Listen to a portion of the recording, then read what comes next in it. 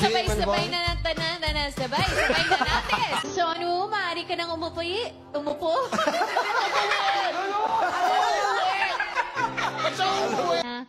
Makakasaktan sa kanila. Katulad yan, ang sakit sa pandinig ng mga sinasabi mo.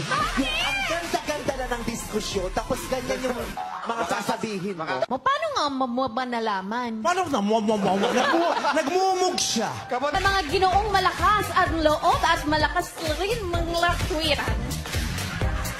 Didepensa.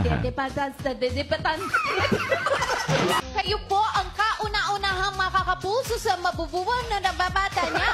Para sa jackpot prize na. Ano ka nakatalag sa Manila? Ano sabi mo ba? Pinakahinahawakan sa irang relasyon.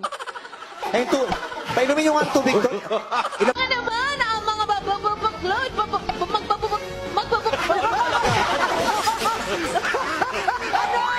Hindi pa napapamingiti masyado ang ating mga naghahanap dito. Pero ano ba? Ano yun? Ano yun? Ano yung sinasabi mo? Ayan naman.